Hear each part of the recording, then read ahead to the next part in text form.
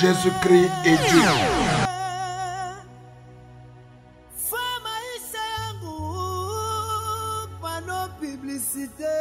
Car le sacerdoce étant changé, il y a nécessairement changement de loi. Je ne mourrai pas, je vivrai et je rencontrerai les œuvres de l'Éternel.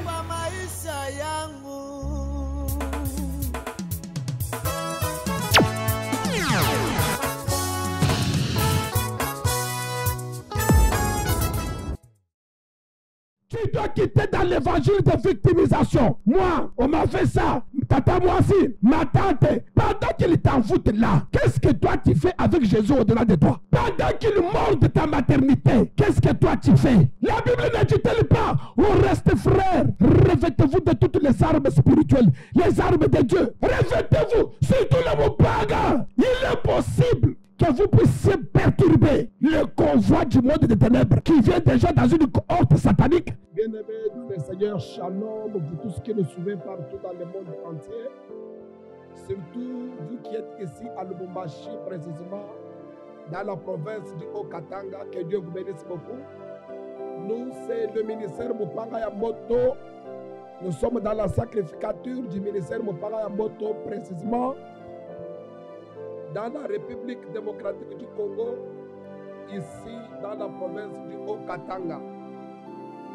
Et vous qui nous suivez, mobilisez les autres, dites aux autres que l'homme de Mupanga est déjà là, le sacrificateur en fonction, pour vous communiquer la pensée de Dieu, les secrets de Dieu. Peuple du Seigneur, nous vivons dans un monde où beaucoup de choses nous sont cachées par des gens. Nous vivons dans un monde où beaucoup de choses ne sont pas connues. Et vous devez savoir que il faudra que Dieu utilise les hommes et les femmes pour vous communiquer donc ses pensées.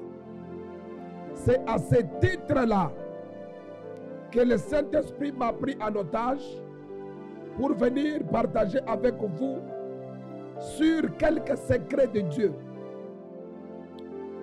Nous sommes au 11e chapitre où nous sommes en train de parler des autels sataniques dans nos familles.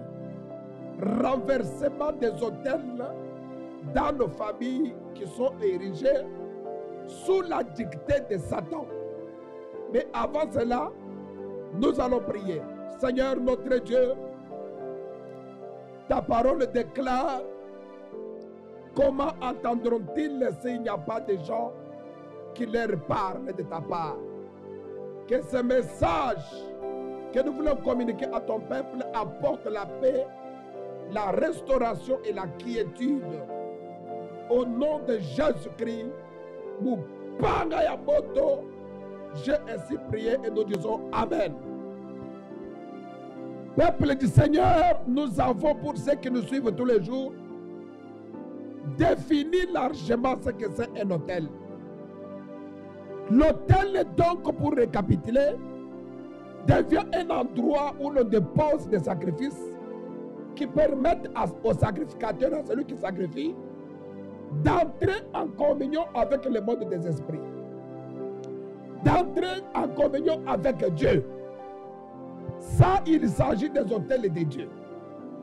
Mais nous devons savoir qu'il y a un autre royaume en opposition au royaume de Dieu.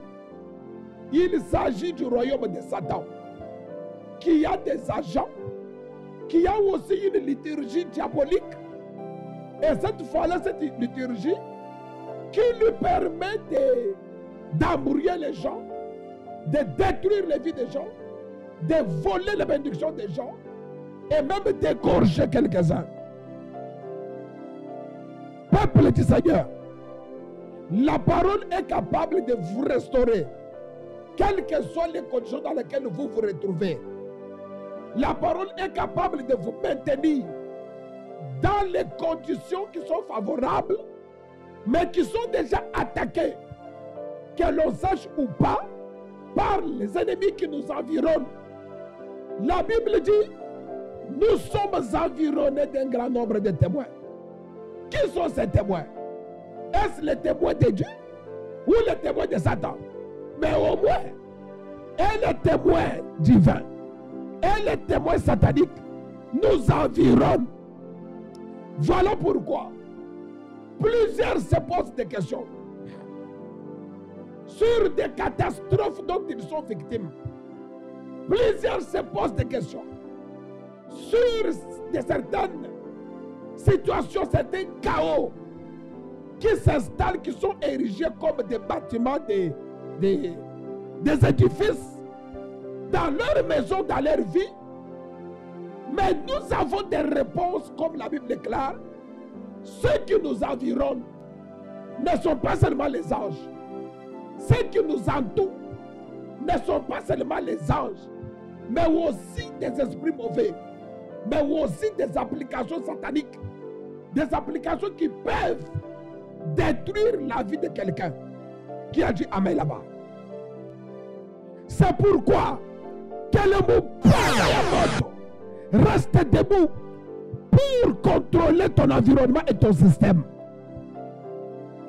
Nous parlons des hôtels sataniques qui sont des institutions diaboliques érigées dans nos différentes formes de famille.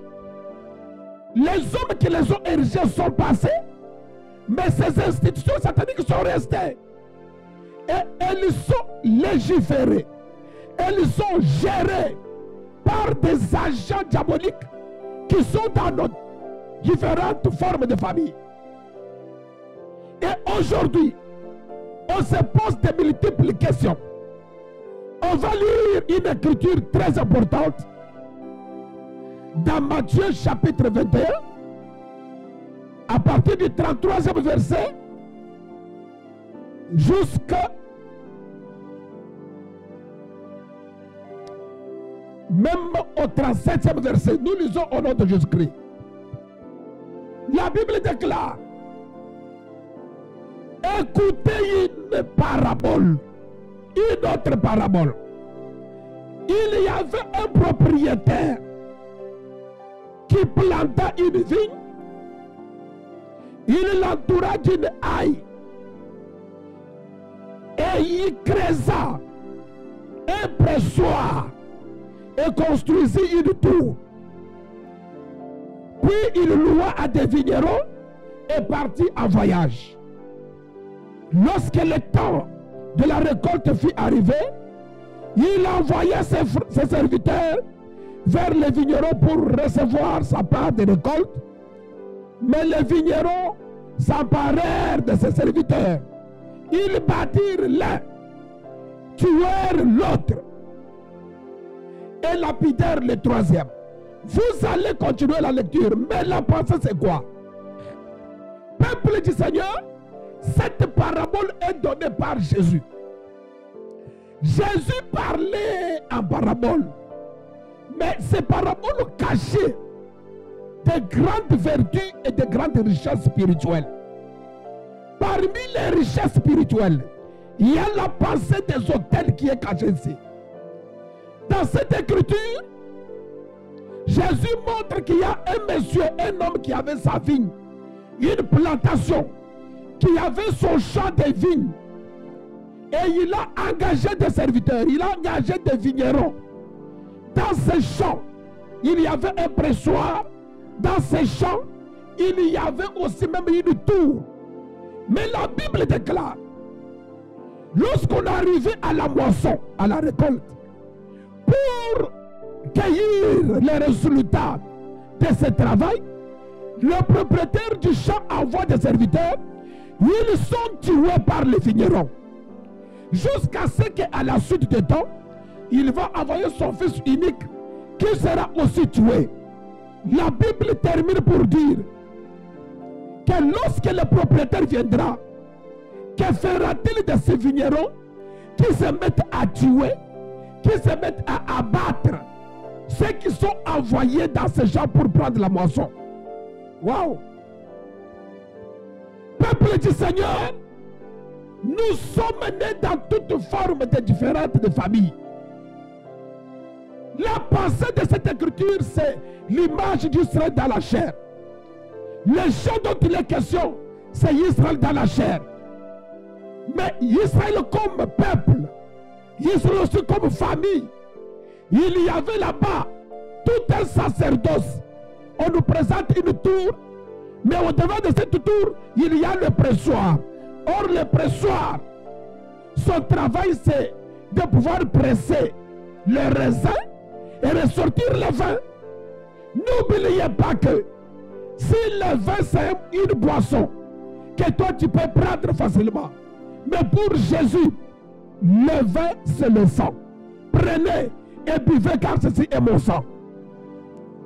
Donc, nous comprenons par là qu'Israël était comme un champ de Dieu.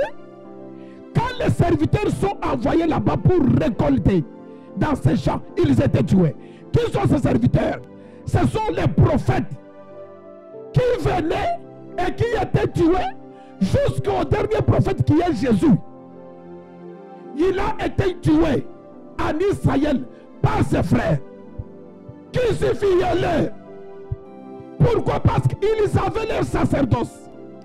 Ils ont mis ces raisins qui est Jésus au pressoir qui est la croix, et le sang a coulé l'image du vin. En prenant cette écriture pour la contextualiser, la Bible dit dans Hébreux chapitre 9 que ces choses constituent une figure des choses dans le temps actuel, dans le temps présent. L'apôtre Paul dit, ça a été écrit pour notre instruction. Nous comprenons que chacun de nous a une famille. Il y a un peuple, il y a une nation, il y a une ethnie, un clan. Mais parlant de famille, comme la famille des enfants de Jacob, qui étaient habitués à tuer les prophètes à cause du pressoir qui était là-bas, un endroit à abattre les gens. Peuple du Seigneur, wow. Dans chaque famille, il y a des hôtels que nous avons trouvés. Mais toi qui m'entends, ma soeur, mon frère, maman, tu es comme une servante de Dieu que Dieu a envoyé dans cette famille. Tu es comme un serviteur de Dieu que Dieu a envoyé dans cette famille. Parce que Dieu, depuis Genèse jusqu'à la croix de Golgotha, Dieu travaillait avec des familles.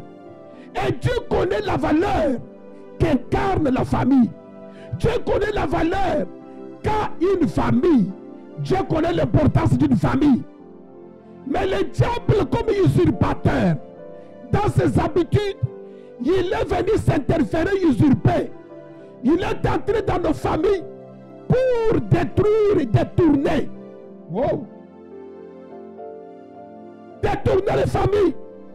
Il y a des familles qui devaient aller très loin, mais ils sont détournés par les applications sataniques. Le diable a corrompu toutes nos familles africaines, toutes nos familles du monde. La Bible ne dit-elle pas que le monde entier est sous la domination du mal? Vérifiez dans chaque famille. Si la famille de 12 personnes, Jésus appelle et dit, l'un de vous est un démon. Là où il y a seulement 12 personnes. Qu'en est-il pour ta famille du côté paternel, du côté maternel? Il y a des infiltrés. Il y a infiltration des forces du mal dans chaque famille.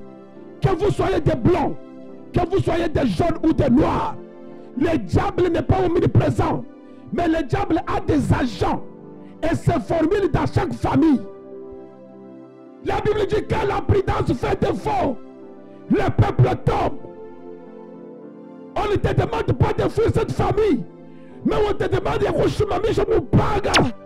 pour détruire les infiltrations, les fondements sataniques, notamment les hôtels diaboliques érigés comme institution, pour dévier, détourner les gens, pour paralyser la paix, pour anéantir les hommes forts. Les femmes fortes, les hommes puissants sont réduits à néant. Que Jésus descende dans ta famille. Mon parayamot paralyse tout hôtel diabolique érigé qui détruit la vie des gens. Peuple du Seigneur, écoutez-moi. Vous devez être une personne révolutionnaire. Tu dois quitter dans l'évangile de victimisation. Moi, on m'a fait ça. Tata, moi aussi, ma tante. Mais pendant qu'il t'envoûte là, qu'est-ce que toi tu fais avec Jésus au-delà de toi? Pendant qu'il mord de ta maternité, qu'est-ce que toi tu fais? La Bible ne dit-elle pas, on reste frères, revêtez-vous de toutes les armes spirituelles, les armes de Dieu. Revêtez-vous, surtout les mots pagan. Il est possible que vous puissiez perturber le convoi du monde des ténèbres qui vient déjà dans une cohorte satanique pour détruire les études de tes enfants.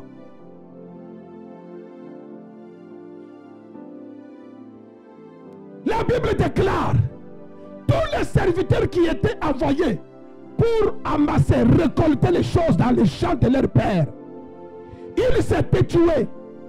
Or la mort, c'est la disparition de quelqu'un ou de quelque chose. N'y a-t-il pas quelque chose qui a disparu dans ta vie? N'y a-t-il pas une perte que tu constates dans tes business? N'y a-t-il pas la paix qui a disparu dans ton cœur? Le cœur est blessé à cause de déception de ce monde. N'y a-t-il pas une personne qui sent un châtiment? Dis que la bien Esaïe, que Esaïe te dise que le châtiment qui nous donne la paix est tombé sur quelqu'un. La mort, c'est l'absence de quelque chose. N'y a-t-il pas quelque chose qui te manque? Esaïe où? Il a été dit à un pasteur qui s'appelle Gaius, tu ne dois pas manquer quelque chose. Je souhaite que tu prospères à tous égards, qu'on prospère l'état de ton âme. Je suis venu te révolutionner. Qu'il y a un abattoir diabolique, il y a un pressoir dans ta famille qui est là pour mordre les destinées des gens, qui est là pour abattre les mariages des gens, pour abattre des relations, pour détruire même ta foi, te réclamer. La Bible déclare, Dieu s'est retrouvé devant des complications. Oui. Ouais.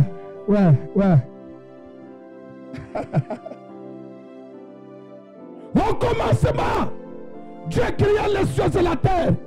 La Bible dit la terre était informe vide et les ténèbres envahissaient toute la surface de l'abîme. Ah, la terre créée par Dieu s'est retrouvée dans un chaos, comme cet homme, cette femme, qui sa vie est chaotique. Les songes sont compliqués. Les maris de nuit toutes les nuits. Tu ne sais même les infections à tout moment. Les insomnies. Les conflits avec des gens. Ta vie est devenue informe, vide. Tout ce que tu peux dire aux gens, même si c'est bien, mais c'est mal interprété. Ton mari ne sait même pas te considérer, ni encore moins t'entendre et comprendre. D'où viennent ces incompréhensions? D'où vient cette insoumission-là? Pourquoi tes enfants n'ont-ils pas la même foi que toi? Il y a une infiltration. Le monde est mauvais. Le monde est pollué. Laisse-moi te dire que ce qui t'est arrivé est arrivé à Dieu. La terre informe, la terre vide. Quand Dieu regarde, il devient comme incapable, j'insiste. Dieu devient comme incapable, je résiste. Dieu devient comme incapable, comme tel que tu es là. Tu vois la stérilité assise dans ta maison, mais incapable d'enlever ça. Comme tu constates la pauvreté qui a érigé un monument dans ta maison, mais incapable de pouvoir ôter cela. Il y a des choses, nous les voyons. Des médiocrités, nous les voyons. Mais des problèmes pénibles, nous les regardons. Nos parents les voient. Nos amis les voient. Qui est digne même de nous enlever? Ça passe sur nous. Dieu a observé que sa propre terre était envahie, contournée par les ténèbres. Et puis par l'abîme. L'abîme, une épaisse de ténèbres. La Bible déclare que Dieu dit que la lumière soit. Or la lumière, d'après 1 Jean chapitre 1 verset 5, c'est Dieu lui-même. Dieu est la lumière. Quand Dieu vient dans la dimension de Dieu, les ténèbres résistent. Comme la situation difficile est là, en dépit de tout ce que tu es costaud, tu es intelligent, tu es beau, tu es belle, mais le célibat est têtu devant toi. Ton intelligence n'arrive pas à éradiquer le chômage là dans ta famille. Peuple du Seigneur, je comprends, Salomon avait raison. La réussite dans ce monde ne dépend ni au plus intelligent ni au plus habile. Tout dépend du temps et des circonstances. C'est pourquoi je viens te présenter le maître de temps des circonstances. Mais c'est son excellence, Jésus-Christ, qui est le mot parable. La Bible déclare, Dieu changea le costume. Que la lumière soit. Or la lumière c'est Dieu lui-même. C'est que Dieu s'est appelé lui-même sous une autre veste. Aïe. Oh, oh, oh. Dieu s'est appelé lui-même sous une autre veste, sous un autre costume. Mais c'est le même Dieu. Sous un autre attribut. Il vient maintenant affronter les ténèbres. C'est qu'il est Dieu. Les ténèbres sont têtues. Quand il porte la veste de lumière, son attribut comme lumière, Dieu approche, s'approche, la lumière est dissipée. Je déclare que ta dimension divine qui est en toi, que la dimension chrétienne qui est en toi, massacre tout obstacle qui est devant toi. Tu ne dois pas reculer, tu dois affronter. Je cherche les hommes et les femmes qui doivent affronter les obstacles, les déchirer. N'ayez pas peur. Mais je t'interpelle seulement. Il y a des choses qui sont mortes. Soit dans ta vie, soit dans la vie de ton frère, ta soeur. N'est-il pas écrit, crois au Seigneur Jésus-Christ, tu seras sauvé toi et ta famille. Ça ne t'inquiète pas du fait que ton frère est malade à l'hôpital. Mardoché a dit à Esther que ceci c'est pour les temps comme celui-ci, que tu es là-bas dans la royauté. La Bible déclare tout cela a été tué. Et même le fils du propriétaire du champ a été tué. Qui est ce fils? C'est Jésus. Jésus, qui est-il? Un monsieur qui marche sur les eaux. Qui est-il? Un faiseur de miracles. Qui est-il? Un homme, quand il parle, les gens reculent. Qui est Jésus? C'est celui qui vient avec la foule. Un monsieur comme celui-là, vous l'avez dans votre famille. Mais il est mort. Les hommes intelligents sont morts. Cette famille a perdu des femmes qui devaient être des grandes femmes. Mais les voilà, dans la folie, elles sont devenues folles. Les autres sont devenus des prostituées. Cette famille a perdu des hommes qui devaient être des hommes puissants. Les voilà sont devenus des receveurs. Les voilà sont devenus des sentinelles. Salomon, j'ai vu sous le soleil les princes marcher à pied, mettre des esclaves sur les chameaux. C'est ce qui se passe. Tout simplement parce qu'il y a des hôtels diaboliques dans ta famille qui sont à la base de la mort de certaines facultés dans la vie des hommes puissants. Les hommes comme des Jésus sont tués. Des hommes comme des Jean-Baptiste sont tués. Vous avez des gens comme ça, vous les perdez. Je déclare que tout Tout le cycle de perte s'arrête maintenant. Tout cycle de perte d'argent, de perte des opportunités, de perte des relations, ce cycle maléfique doit s'arrêter. Je les stoppe à ma qualité de sacrificateur en fonction. J'arrête cela. Réchauffe-moi. C'est pourquoi lève-toi. Ne sois pas oisif dans la maison. La Bible déclare, voici la postérité de Jacob. Voici la postérité de Jacob. Joseph, âgé de 17 ans, il faisait paître les brebis avec ses frères. C'est-à-dire, pendant que les frères sont là, même s'ils sont des grands frères, ils travaillent.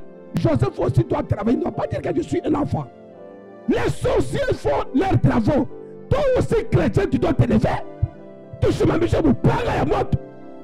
Ne laisse jamais les droits de naissance aller chez toi. Et regardez, Dieu a donné la domination à qui? À Adam. C'est lui qui l'a écrit. Les cieux sont les cieux. Ceux qui ont choisi les Yébzalaï. Le bagadinal.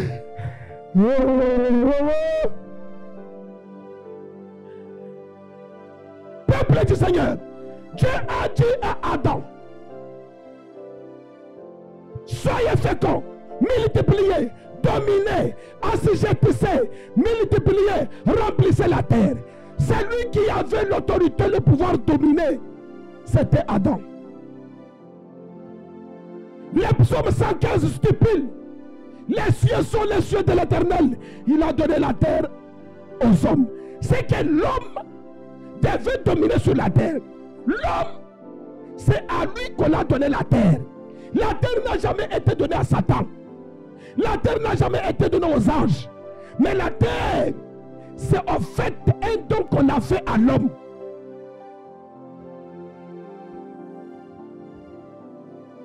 C'est pourquoi Jésus dit à Simon, vous aurez des choses au centuple des siècles présents et des siècles à venir. C'est que la terre, c'est ta possession.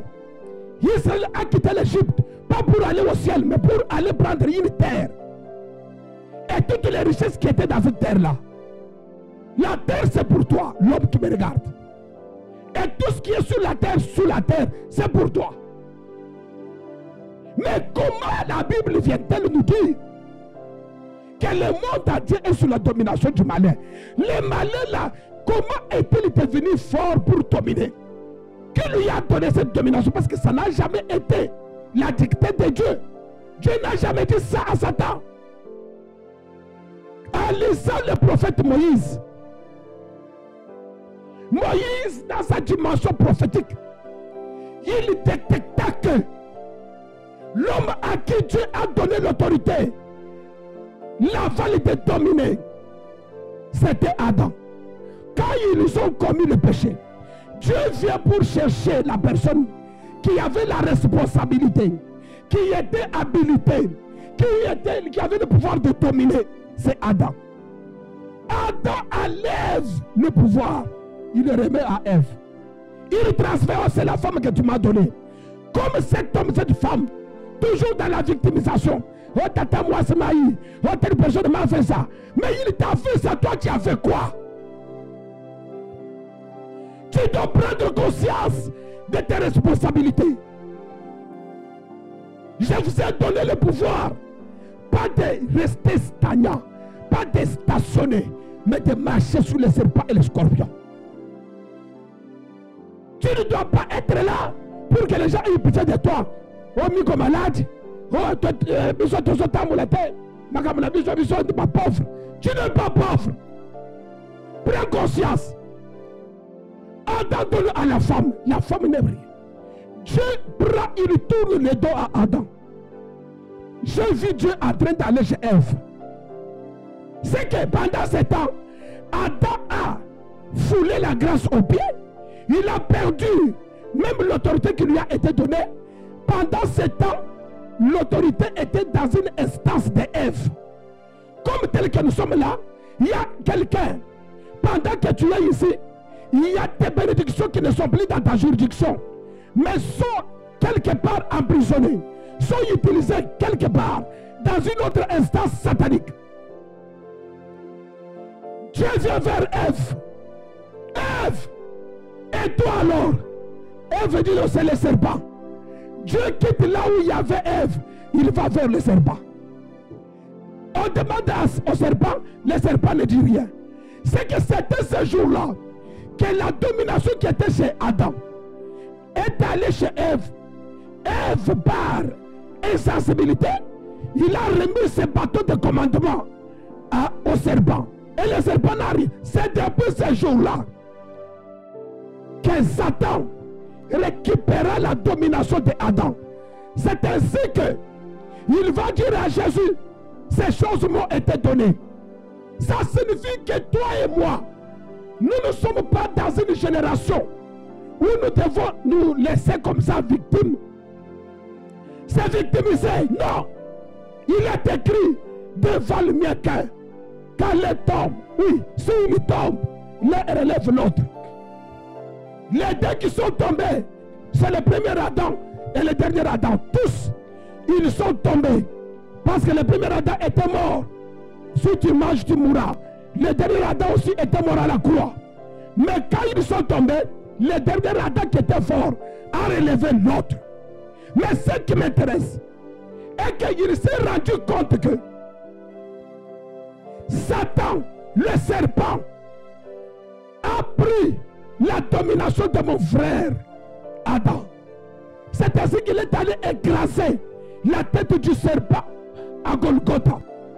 La Bible dit, crois au Seigneur Jésus, tu seras sauvé toi et ta famille. J'aimerais que toi qui m'entends, qui vois des disparitions de choses, des pertes de choses, des pertes des opportunités, aucune valeur ou vertu de Dieu ne s'approche vers votre famille. Tu peux t'élever pour écraser la tête du serpent diabolique qui tourmente toute la famille. Et surtout, renverser l'autel diabolique qui est comme un pressoir pour avaler des hommes forts, pour détruire les hommes forts. Soyez bénis. J'aimerais que ce message soit semblable au buisson ardent. La Bible déclare que Moïse, dans Exode chapitre 3, Moïse était en train de paître les brebis de Jéthro. Mais à cause des bruits du buisson ardent, Moïse dit, je me détournais, je me détournais, je me détournais. Je me détournais pour voir quelle est cette grande vision. C'est que tout le temps là, Moïse était devant la petite vision. Il fallait qu'il se détourne. Je déclare que toi qui es devant une petite vision, qui est focalisé sur les activités de Jéthro, c'est que des malédictions, des problèmes de famille, tu es toujours en train de voir le gynécologue, le pédiatre, tel médecin. Je viens te détourner vers le véritable buisson qui était en train de brûler ses lèvres de la croix. La Bible dit, ayons notre regard fixé sur Jésus. De même que Moïse éleva le serpent terré dans le désert, voici le Fils de l'homme sera élevé au bois, pour que quiconque jette son regard là-bas, que ces meurtrissures déposent la guérison dans ta vie. Je déclare que toi qui es malade, tu es guéri. Je déclare, toi qui as des problèmes, tu as la solution. Je déclare que les relations qui t'ont fait vont retourner. Je déclare que la paix retourne dans ta vie. Je déclare que la joie retourne dans ta vie. Je déclare que la haine te quitte, que la jalousie te quitte, que tout ce qui a commis une ignominie te quitte, que l'amour de Jésus inonde ton cœur. Sois béni là où tu es. Reçois la paix, reçois la joie, reçois l'élévation, reçois la puissance, reçois la grandeur, reçois la restauration, reçois les ouvertures, reçois la traversée, reçois la percée. Sois béni, reste béni, sois béni, reste béni. Fais des exploits. Au nom puissant de Jésus-Christ.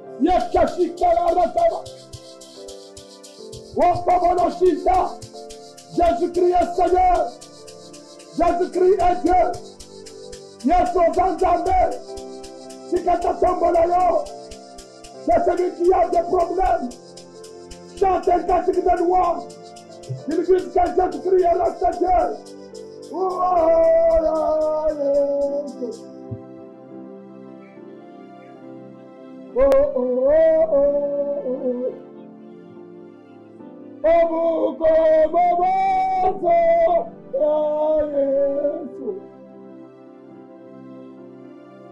C'est pourquoi suivez-nous.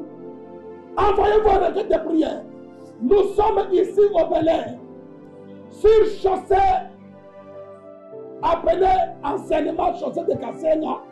Actuellement, on l'appelle boulevard Félix Tshisekedi Tshilombo. Nous sommes au Bel-Air sur arrêt final. La chaussée Kakawan. Moupaga.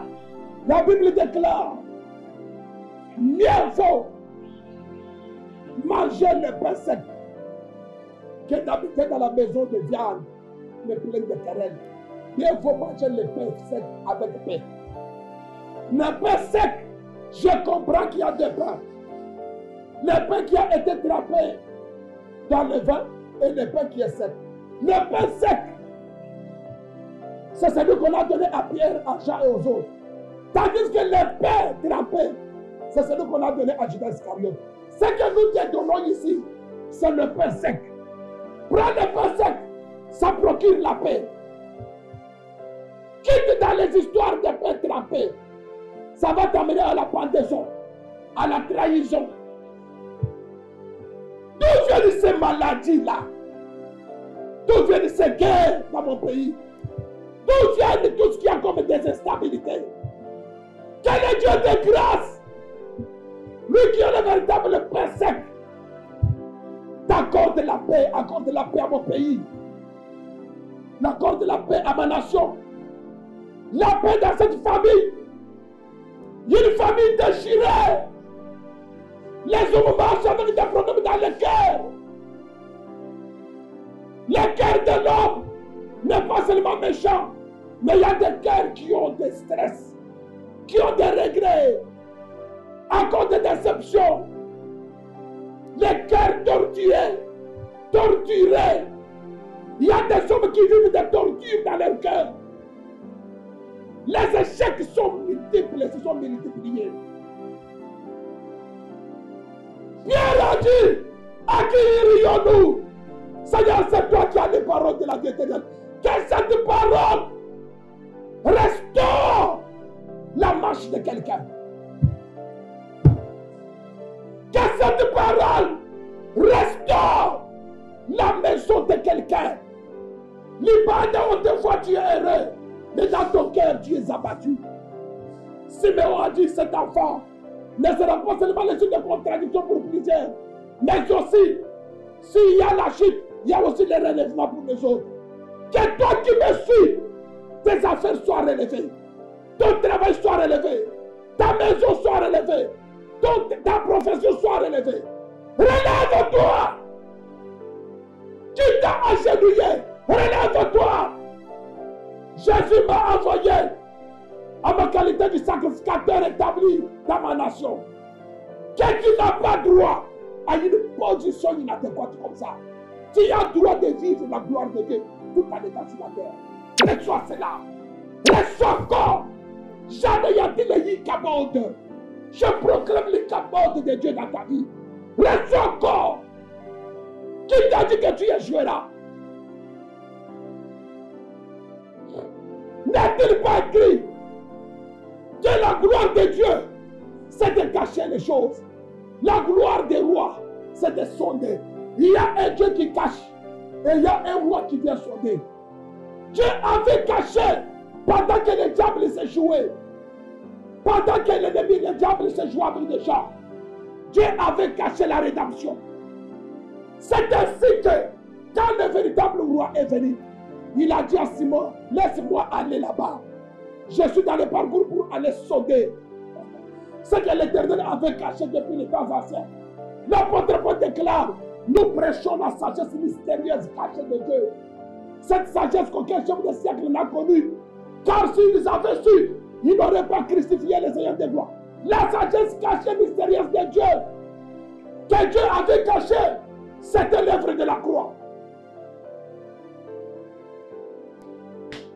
Et là-bas, il a effacé cet homme de Galilée. L'acte de les ordonnances nous condamnait. Il dépouilla les principautés et les dominations en les mettant publiquement spectacle après sa la croix. Je déclare que les rochers, où il passe à l'époque de la croix de Jésus, tout ce qui est difficile devient facile. Que les voiles devant toi tombent. Que tout ce qui était enterré innocemment comme ça ressuscite dans ta vie. Reçois la vie. Que tous les vignerons dans nos familles, des vignerons diaboliques qui vivent là-bas pour entretenir des hôtels diaboliques dans nos familles et nous apporter la mort. La Bible déclare, le Dieu de paix écrasera nos ennemis sous nos pieds. Nous parlons et l'un de tous les faux vignerons qui s'élèvent pour entretenir des morts, pour disqualifier ta famille. Et par toi, par cette émission, recevez la résurrection. Soyez bénis au nom de Jésus-Christ. Car les sacerdoces n'est pas changé.